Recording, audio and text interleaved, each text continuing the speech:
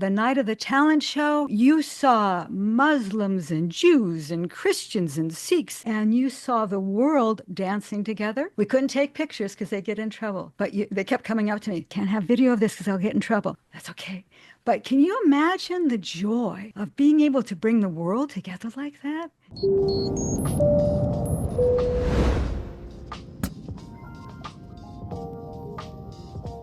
What's going on, everybody? How you doing? I am your pilot, Denzel Whitaker, joined by... What's up, audience? I am your co-pilot, Jayden Choi. Come on, man. There he is. What's up, bro? How you living today? Hey, good to see you, Denzel. How are you? Ah, man, I'm good. I'm easy breezy. I'm looking outside my window. It is sunny and bright here in Los Angeles, California. How about you? I'm jealous. I'm in East Coast. It's known for its up and down weather, and like speaking of that, right now it's raining. I would say drizzling, but I'm in the indoor. I'm in the Inspo Lounge. I'm being protected. I I'm see doing you. I good. see you. Okay, yeah, exactly. You sitting over there mad cozy with the chill vibes. But you're Yeah. right. The Inspo Lounge is shielded from all of that weather, man. And listen, audience, we have a very special guest for you today. I'm super excited to bring her to the stage. But Jayden, you got some information for us, yeah? Yes, sir. So I have let's see. I have the boarding information for our guest today right here. All Let me pull right. that up. Drum roll, please. Aha. So let's go. Her name, Evelyn Seubert, nationally, USA. Occupation, media educator. And the fun facts. Executive produced a feature film called Common Bonds that premiered at Sundance Film Festival, and that was produced by 40 teenagers. Wow. 40 teenagers. I Man, know. that's a lot of hormones jumping. I don't know how she did that. Exciting, right? But, Yeah, very.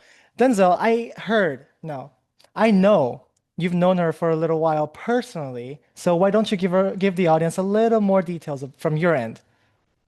That this is very true. I have known Evelyn for quite some time now. She is absolutely wonderful. What a fiery spirited personality. You know, she just enters a room and she not only lights up the room, but she inspires you. Yeah. The work that I've seen she's done with young adults, with kids, um, but even, people who are older than herself, people of all ages, the way she just corrals community together is always so wonderful. She is a multi-award winning educator. She's an extraordinaire, a multi-hyphenate, has an incredible story behind her. I'm excited to bring her to the stage. So let's give it up, audience. Let's welcome IYMS president, Miss Evelyn Seubert. Come on down, Evelyn. Oh, to the Woo! magic of Zoom. Woo! So Look thank you at for that. that wonderful introduction. I hope I don't disappoint. Oh, please. You would never Oh, disappoint us. Yeah. Where are you flying in from in this I, Inspo Lounge I am today? flying in from Sherman Oaks, Lovely, lovely Sherman Oaks. Now, where are you from, Evelyn? Where's hometown? hometown is San Francisco, California. ooh. Okay, San Francisco, California. Now, knowing you're well traveled and we're gonna get into all of your journeys, starting in San Francisco, California. Let's start with the bare basic beginnings. What drew you into the world of entertainment? Because it seems like you have your fingers grasping all various places of entertainment. Well, it's interesting because when I was in high school, I was a cheerleader and I was on the student council and I did this and I did that. And the minute I walked into the theater, I said, "This is my home." The Mm. minute I walked in that theater, I thought, "This is my home. These are my people." And that's what started it. That was really the start, though, was the high school the theater department. Mhm. And you moved to New York for, theater, acting, and you also mentioned producing as well, right? Producing, directing, Producing, directing, all everything. of that. Did you always see yourself in all of that compartments, not just acting or directing in particular, or did you want to just get involved in general, like in a whole? Well, that's interesting. I think I did want to get involved in everything. And in college, I worked in the paint shop, and then at the Shakespeare Festival, I was in the costume shop, and then I did props.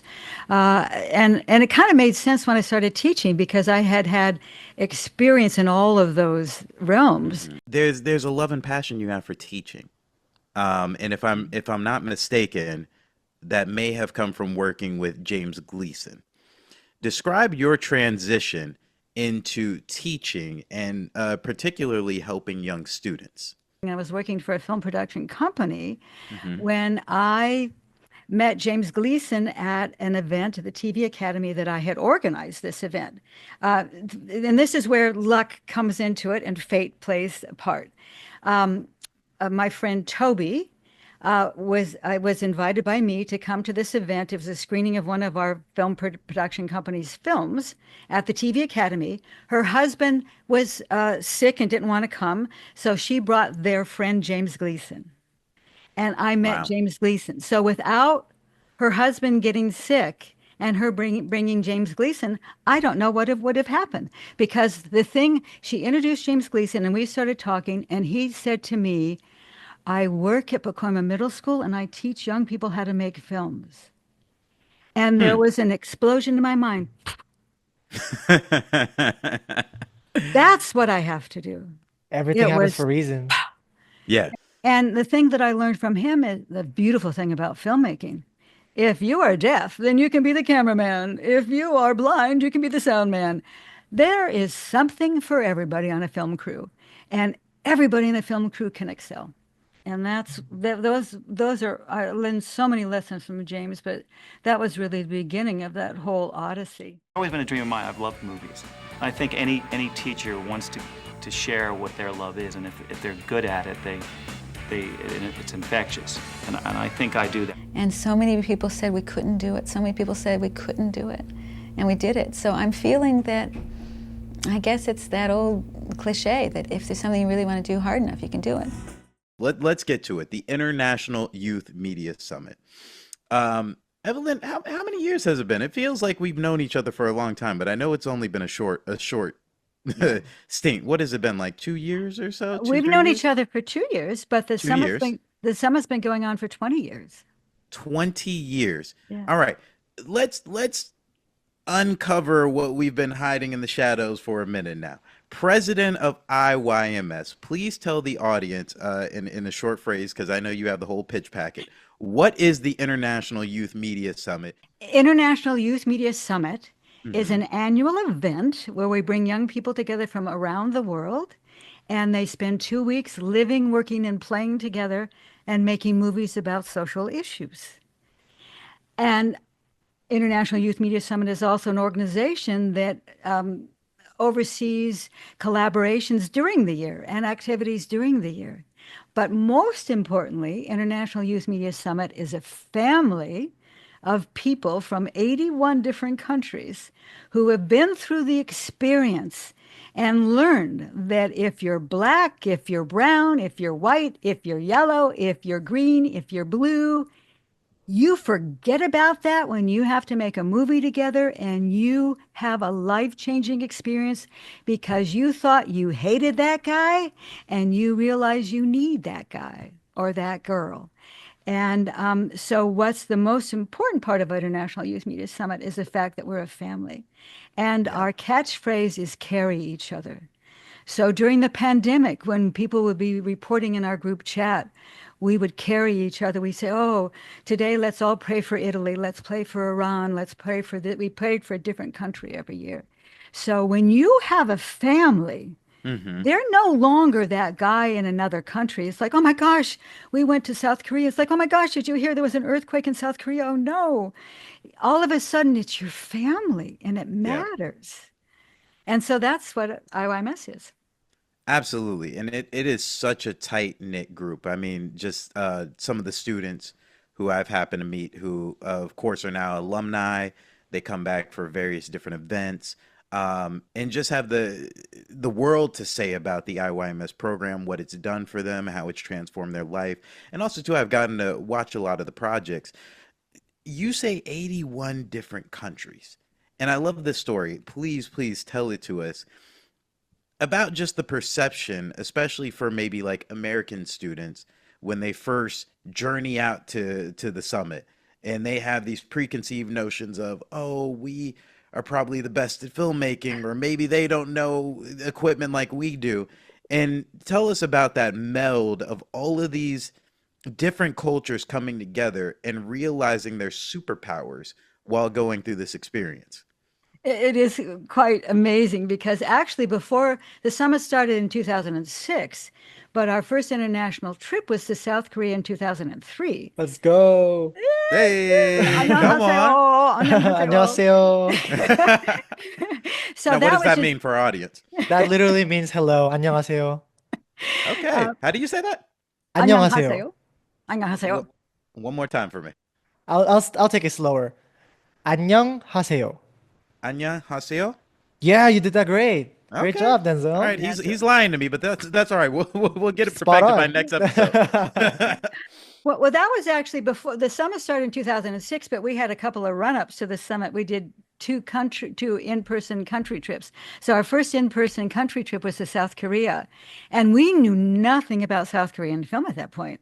And so it's like my kids, they're in a film program at their high school, and they think, like, we're going to go to South Korea and tell these poor little kids in South Korea about Hollywood and what you have to do to make a movie. And so then the teacher who was at a film school, this is a film high school in South Korea. Back then you were sending little mini DV tapes. He mails me the mini DV tapes and I put them into the reader. And my kids are sitting there going down in their chairs going, "Oh, Miss Seubert, these look like professional films. What are we going to do?" I said, "Maybe you're going to learn something." So it was amazing because we didn't know anything about South Korean cinema, but they started educating us. And then we became fans of, so long before Parasite hit the world, we knew Yeah. 20 years before that. Yeah. And then 9/11 happened. And I turned to James and I said, "We know the answer. We know the answer."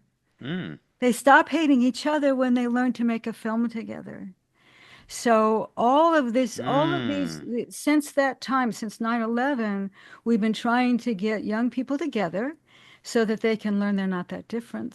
And when we were in South Korea, it's funny the things that'll trip you up. We had the Korean Parents Association coaching us, but the Koreans in South Korea were mad when we brought our own shampoo. "Do you think we're so poor we can't afford shampoo?" It's like, "We're sorry." And we brought our Hollywood ways, and our first AD like, "Okay, you have 15 more minutes for this shot, and then we're moving on." It's like the South Koreans were horrified. It's like, you never tell them there's a deadline. So they had to negotiate those cultural differences.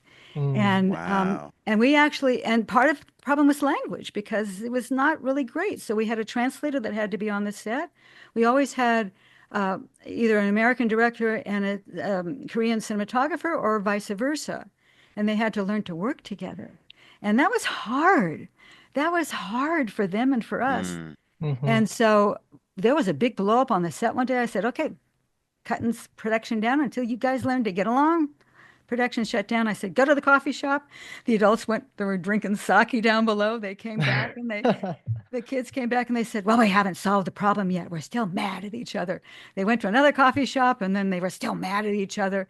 Monday morning, we met and I said, "You guys, we're leaving. We're all going to America tomorrow. We have to work out the differences. So we're going to go around the room and you tell me what problems you still have." We started with Irini over here. And Irini said, "I love these guys so much." And it's like one after another, they loved each other. And I said, "TJ, what happened?" He said, "We went out to karaoke Friday night." Oh yeah. Ah, Let's go. the secret sauce is I'm from a German background, so we're always working, but you got to be a little Italian in there and you got to play. And the Yeah. Koreans are great at both of these. They're good workers and they're good players. They were a good country to go to because that's been the secret sauce forever since. You have them play together because it's in the play that they actually learn how much they love each other. And I tell you, we were at the airport saying goodbye to the Koreans. I think everyone in the airport thought someone died. Because everyone's crying. Oh my gosh. I thought when I was driving our girls home after we said goodbye to the Koreans, I'm never going to be happy again. But it was like they learned that they could be, and the same thing, it took us 9 years. So we had the summit started in 2006. It took me 9 years to get anyone of the Muslim faith to the summit. But I was determined. Mm. And in 2014, I took out some credit cards and I said, I'm paying for them to come. And we got Afghans, we got Palestinians, we got people from Bosnia. We had 5 different Muslim countries at the summit. And at first, they Mm. came in their headscarves and everybody was a little like this for 5 minutes. And then the Palestinian girls were dancing on the lawn, and Susan from Afghanistan was coming up with her Muslim talent show. And that the night of the talent show, you saw Muslims and Jews and Christians and Sikhs, and you saw the world dancing together. We couldn't take pictures because they get in trouble. But they kept coming up to me, Miss Seubert, we can't have video of this because I'll get in trouble. That's okay. But can you imagine the joy of being able to bring the world together like that and Mhm. Wow. seeing them realizing they're not that different?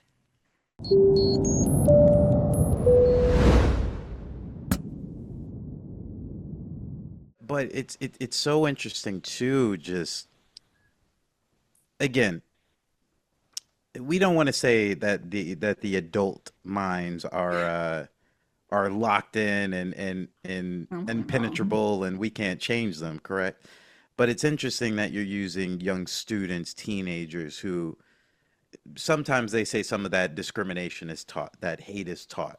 You know what I mean? There's theories about that. I, for one, believe that to be true, but you're banding together young minds who don't know. They're following cultural norms or they're following these preconceived thoughts or notions of what we have an idea of what other cultures and societies could be like.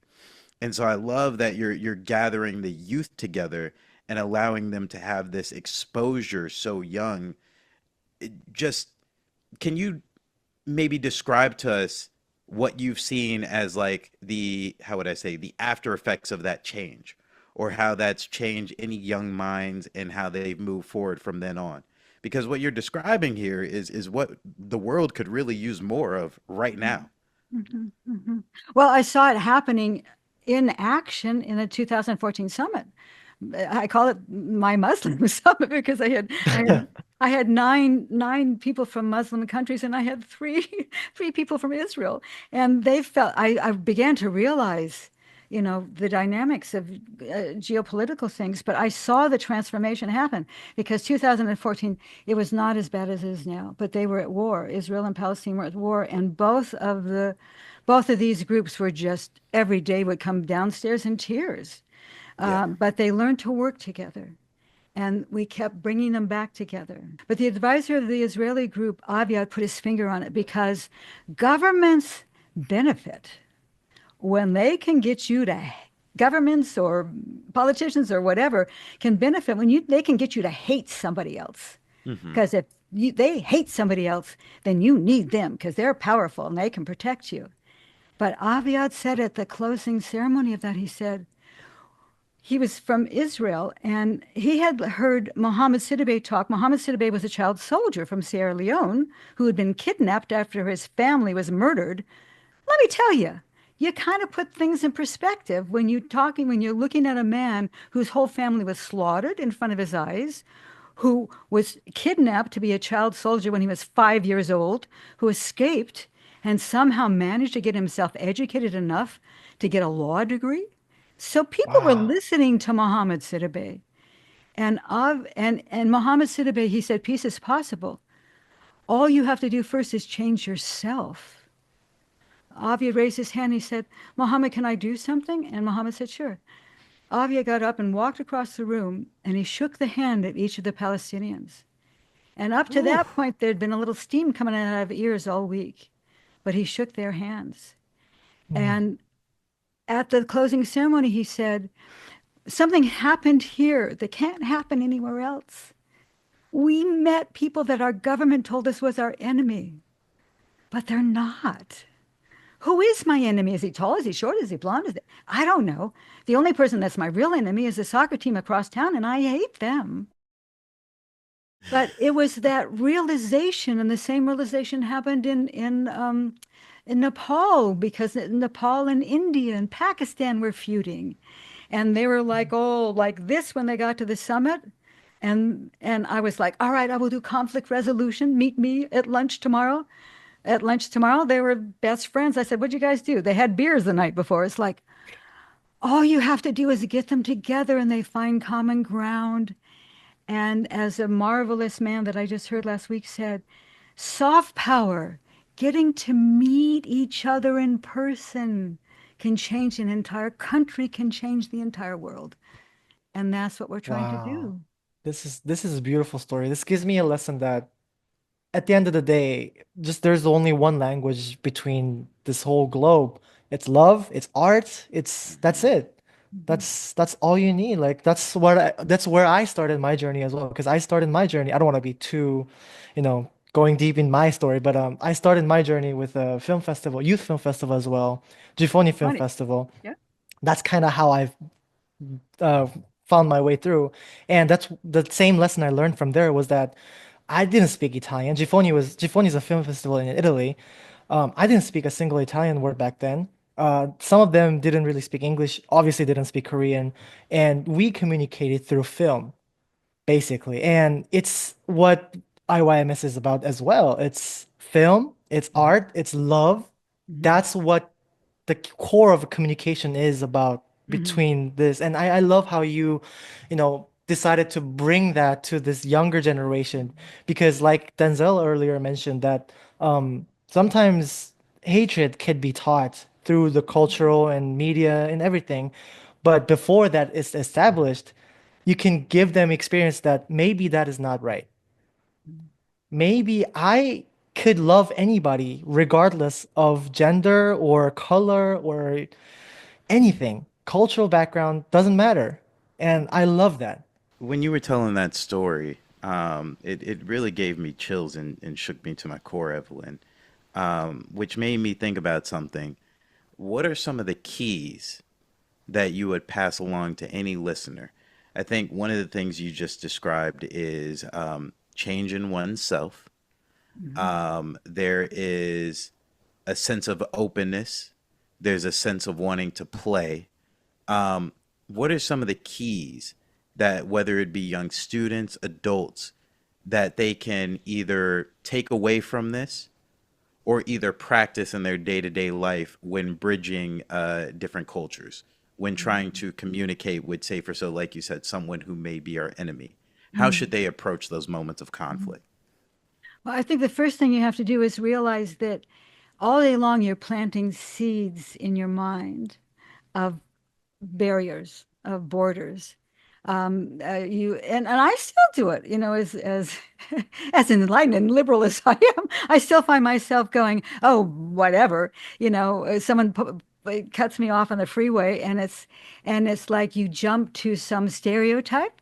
But the important thing is not you can't stop yourself doing it. That's kind of ingrained in society. What you can do is recognize it and say, isn't that silly? Isn't that silly? But realize all day long when you are seeing people on the street, when you are reading an article about somebody, when you're comparing yourself to someone on Instagram and you're making judgments Mm. because you don't know that person. So as much as you can to try to get rid of those seeds as quickly as you can. Don't let them sit in the ground and take root. So any seeds of prejudice, any seeds of judgment about each other, try to get rid of it as soon as possible. And the other thing to remember is that when you meet somebody, I used to try this experiment when I was in Chicago, and I'd be jogging along the lake, and I would just try smiling at everybody that came by. And it was amazing. Very tall, very big men would break into a smile and not look threatening anymore. So I think if we all can recognize everyone is carrying a burden, be Yeah. kind. Yeah. So Mm. if you can make yourself, if you can give yourself a challenge of today I'm going to change someone's life by being kind to them or just asking them how their day is. I do this all the Wow. time in the supermarket. I do And that too. and it Yeah. changes people's day. And you start developing those muscles of kindness those muscles of non-judgment. You're working on those every single day. Where can I be kind? Where wasn't I kind? Where did I swear at that person that cut me off? And where can I think of, oh, maybe they're rushing to get their pregnant wife to the hospital. Maybe that's Hmm. what it is. Where can I Yeah. cut them some slack? And I think you develop those muscles so that by the time you get to the summit, and you maybe meet someone that was from a group that you thought you probably should hate, you've already got those muscles going, and then you immediately find something you have in common. And this nice ambassador said, music is the key to a lot of things. We found that to be true. That's why That's our so, talent shows are so much the glue. Music. yeah. Now, are we talking about music with lyrics? Are we talking about instrumentals or just the language of music, The period? language of music, because, and when we were in Africa, oh my gosh, those drums, that's Mm. the Hmm. heartbeat. Oh, Yeah. we were all, that first night, we were all down there. We were jiving to the drums. It was like, it's the drums are your heartbeat, and the strings are the blood flowing through your body, and the violins are the breath. I mean, it's everything. And music, you don't need, even if it's got lyrics, who cares? Yeah. Music, you don't need a translator. So Mm-mm. it is Mm. the best. That and having fun and eating together are the best glue. So three components: have some music, have some food, and have some fun. And then you've got world peace. You heard it here first, Period. kids. Period. Period. What transformative work? I know I'm taken aback just even learning and like we've said, we've been established for 2 years, you and I, and just to hear these stories and to hear further the insight of the power of IYMS, the power of change, the power of connecting just different people together. This is so extraordinary. I know I felt something. Jane, how you feel over there? Oh yeah, I just can't stop thinking what a journey Evelyn has had starting from, born and raised in San Francisco, being a, uh actor to be, and now she's working on something much bigger than that. Not just that. That's such a good journey. Like that's a big journey, Mm. starting Well, from there to here. Well, you've just said something interesting, Jayden, Hmm. and this circles back to Evelyn, your point earlier about something bigger than self, something bigger than one's own self praise, working towards the common goal, working towards building something and finding fulfillment in that. And Mhm. truly, I mean, without a doubt, just sitting here listening to your stories, and I'm sure we could go on and on about your stories, it seems that you've done that in spades, you've done that in droves, and you continue to do really, really courageous, powerful work within the community that must be commended, that must be applauded, that needs to be celebrated. And we pray you continue to do more of it because it's truly extraordinary. Before we wrap out of here, please, how can people get in touch with IYMS? How can they learn more? How can they get involved? Where can they send their donations? You said the magic word. It's very easy. You go to iyms.org, iyms.org, and you will find everything there. You'll probably even find a way to contact me there. And operators are standing by for those donations. Okay. Now, before we get out of here, we have some fun questions we always love to ask our guests. Just kind of a quick fire round, right? What is the most unusual place you've traveled to? What do you think that is for you? I think it would have to be Zanzibar from Really? last year. Yeah, yeah. Okay, Tanzania? okay. Why so unusual? It's Africa, and it's so unlike any place else that I've ever been. Everything about it, the food, the culture, the dress, the environment, the buildings. It was fascinating. It was Mm, fascinating. highly recommend. Highly recommended. It I was missed like out. it was just like a paradise Mhm. I don't know what's the name of the beach. It means I love you in Swahili. That beach, most beautiful beach I've ever been on. Yeah, it's great. Where have you gotten lost along your journeys? If you've traveled somewhere, what's one story you could tell us about just being completely lost, not knowing how to navigate any city or country? What was that place for you? The question is, where haven't I gotten lost? Oh boy. Because I Oh. have the scenic tour gene. Yeah. Or going to Lake Como when I was there in 2019, I totally got lost on the way to Lake Como. I called up my hostess and I said, "Here's where I am." And she said, "You're 20 miles away." She was so mad at me. 20 miles away. Yeah, you were a little bit lost. And last Word. and final question for you. All right. What is it that you, Evelyn Seubert, would do today? What would you attempt to do if you knew you could not fail? I would attempt to put 24 regional centers around the globe, and I would hire Summit alumni at a living wage to have them populate those centers so Hmm. that we could spread the good that IYMS is able to do every year. We could do that year round at 24 regional centers around the globe. You've been thinking about that for a while. Oh, yeah. Yeah, yeah, yeah. That Pretty didn't just obvious. come out of nowhere. Yeah. Yeah, yeah, yeah. That started 15 years ago. So that sounds like a big picture IYMS goal. Is that Yeah. correct? Yeah. Okay, so listeners, if you're listening, that's why those donations are important, are they not? So we can start this dream because that sounds incredible. That sounds extremely necessary. Um, Evelyn, you're a gem and a half. You're a true diamond in the rough. We need more people like you. Thank you so much for coming aboard, sharing your stories. This is what Boarding Pass is really all about. You really are the definition of Boarding Pass, just bridging, merging, culturally enriching us all. Thank you so much for your time and your stories. Thank you for being Well, a thank guest. you both for such a wonderful trip. You are wonderful tour guides. Oh, well, thank you, thank you. In the Inspo Lounge, ladies and gentlemen. And remember, this show is brought to you by IYMS, making films for 20 years that inform, educate, and inspire the world. Again, I am your co-host, Denzel Whitaker. And I am your also co-host, Jayden Choi. And remember, inspiration needs no visas. Damn right. Another episode of Boarding Pass. Thank you so much. Y'all take care. Have a blessed day, y'all. Take it easy. Woo! Woo!